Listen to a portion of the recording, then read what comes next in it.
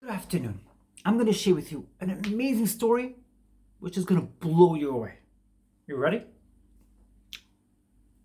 In 1863, John Augustus Roebling decided that he's going to build the Brooklyn Bridge through wiring a metal. This is an innovative idea which nobody had done before. Everybody said to him, "You're crazy. Why wasting your time? Why wasting your time?" He got help from innovators, engineers from overseas, and he didn't make it. He died in the process. His son, who had witnessed his father's determination, took over. Washington Roebling took over the process. He became very, very ill whilst they built the bridge, and it caused him to become bedridden, and he became incapacitated. That didn't stop him. He bought an apartment adjacent to the bridge, and his wife Emily took over the mission to build a bridge, and Washington lived to see the fruits of his labor. Unbelievable. That took unbelievable determination, resilience, courage that lived through different lives. It's a powerful concept if you think about it in earnest. In this week's parasha, in this week's biblical portion, which Jews from around the world will listen to in synagogues, they will be made aware, they will hear about a force within them which they never knew existed. And whilst many, many Jewish people have been hearing about this force, about these powers for many, many years, and they never paid much attention to it, if those Jewish people will actually put it into practice and allow it to penetrate as they go to the synagogue this week, those latent sources, those latent and powerful energies will come alive. Jessica, what are you talking about? The Jewish people were being chased by their tormentors. The Egyptians, whom they thought were finally squashed, their tormentors. After 10 plagues, they thought that was it. They're finally being led free. They were at the tail now. What's going to happen here? Enough. 10 plagues. They've lived through it. Why is this happening? Those Egyptians were at the tail, and many Jewish people were ready to throw in the towel. Even Moshe said, we have to pray for a miracle. I don't know where this is going to go. There was one individual, Nachshon Ben Aminadav, who came from the tribe of Jehuda. Jehuda was a tribe who believed, Jehuda was the head of a tribe who believed in the power of his own internal force, of his godly powers. Jehuda wasn't driven by others. He was driven from inside. His force was vertical, not horizontal. Nachshon Ben Aminadav told his siblings, told other Jewish people, I'm jumping in. Are you ready to follow me? I said, what? You what? You what? Yeah, I'm jumping in and you're ready to follow me. Some Jewish people said to me, you're insane. You're crazy. It's such a crazy idea that you want to enact here. They want to adopt it. Nachshon Ben Aminadav said, I don't care. You don't believe me? Just watch and I'll do it. Everyone said to him, you're crazy. He had some people telling him, by the way, you are hurting the marital prospect marital prospects in our tribe. If you jump in, you'll hurt the marital prospects in our tribe, and you'll cause many of us not to be able to get married as a result. I said, I don't care. I am driven with this force of goodness within me, and I know that my godly powers, which comes from a vertical place, will show and produce results in the end. Absolutely everyone said to him, Nachshon, cut it out. Many people stopped talking to him. He got rejection. He was ostracized. He was deserted. He was pretty much alone. He jumped into the sea. And many people turned to Moses and said, what's going to happen here? Moses said, it's not what he's supposed to do. This is not going to produce results. It's not the right thing to do. Well, Nachshon Ben Aminadav was determined that it was the right thing to do. He was determined to believe that. He jumped into the sea. And the sea came higher and higher, and he was alone. There was nobody there to rescue him. That did not stop him. Other people said to him, what are you doing? Why are you doing this? Don't start with a godly force, with a godly power, which comes from a vertical place, not from a horizontal place. He jumped into the sea. The water came higher and higher and higher. It almost came up to his mouth, and then God split the sea. What does this tell you? What is the lesson of the story? Some people have this illusion for that matter. This illusion that they will just have faith and everything will turn out fine, and just have enough faith. But that's not how it works. You have to have persistence, and yes, you will face resistance in the process. It comes with the territory. You will face rejection. You will face abandonment. People will mock and ridicule you, and many people won't even talk to you for years. Why? Because you're a threat. You're perceived to be a threat to the mediocre resistance. The mediocrity calls for complacency. The mediocrity calls for non-resistance. Don't take risks. It's too scary. And if you set goals, make sure those goals are attainable. Don't set goals that are not attainable. Don't do anything which is too risky. They yell and scream from the rooftops. Nachshon Ben Aminadav was alone. He was a loner. He worked from a vertical place. God is with me. And if you can't see that, that is your junk. That is your mediocrity.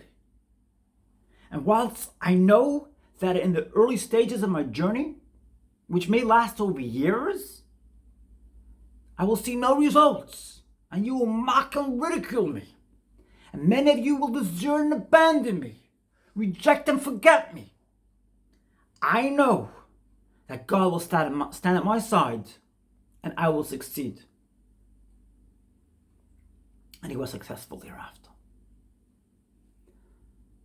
A couple of days ago, I was made aware that the rabbi of the synagogue I attended as a child passed away.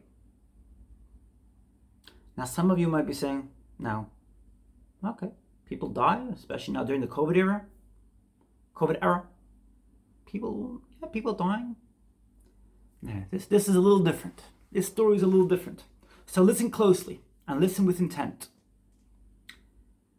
This rabbi was not always kind to us.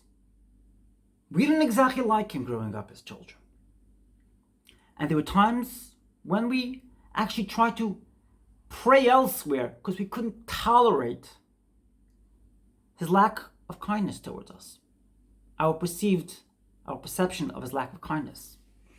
And as children, we're of similar mindset. And we don't like it. You're like, we know we have to pray, but we'll pray in another synagogue rather than be pushed around and bullied. That's the way we felt.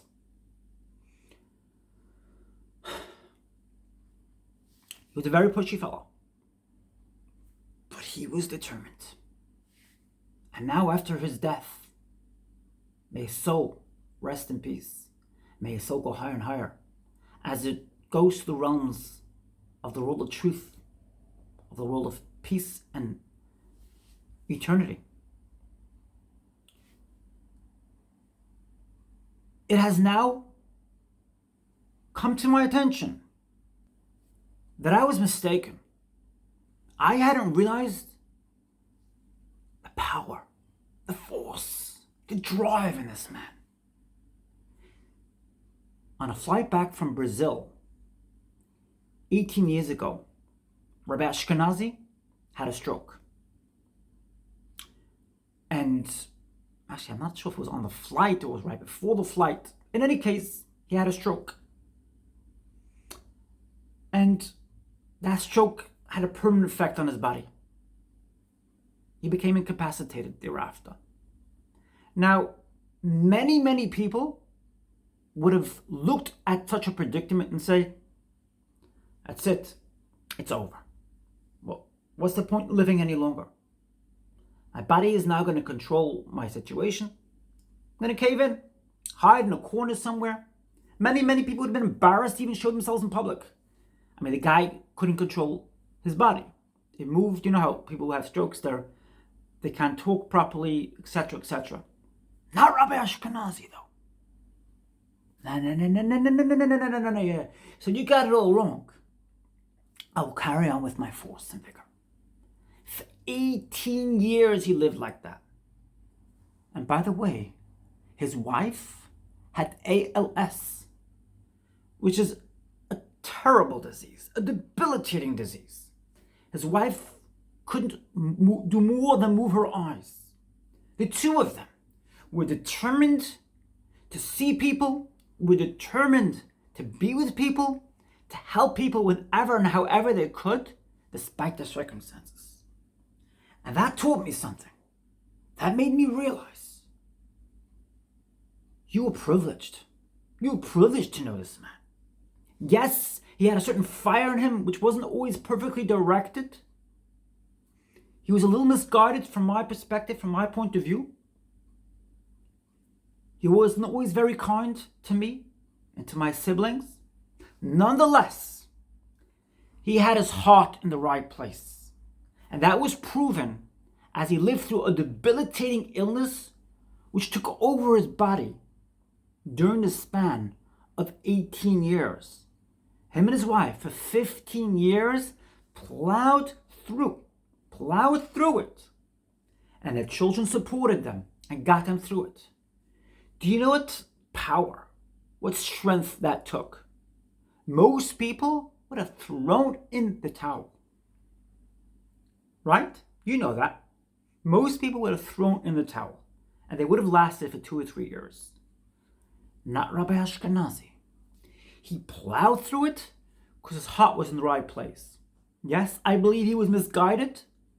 He was not the best person to be around during his primary years because his fire within him, from my perspective, was directed at other people in a not kind way, in an unkind way. Nonetheless, we saw that he came from a good place.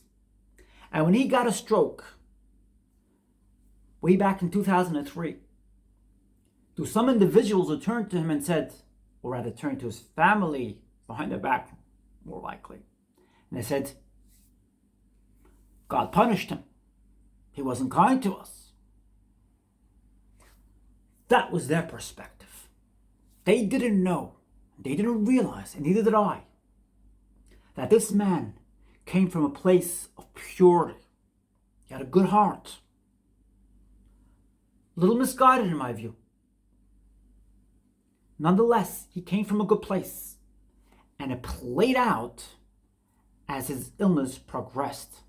And you saw that he was determined to still be with people, not to run away from people, and he tried to help people all throughout his ailment, all throughout his predicament. You gotta realize that there's a godly power within you. There's an angelic force inside of you. And no one and nothing should be allowed to stop you from mobilizing that force. Do not let other people deter you.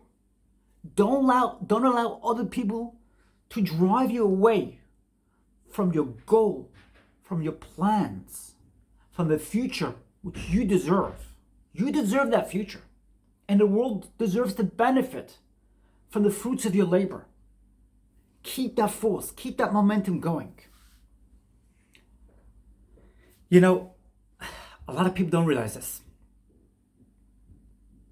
A lot of people are driven from the horizontal perspective in life.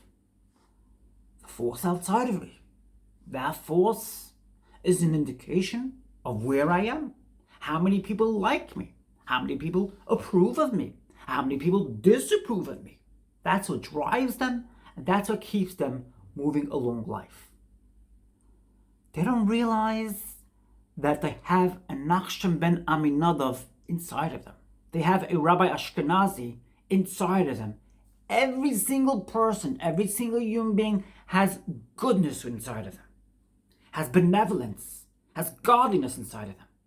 They might be misguided at times.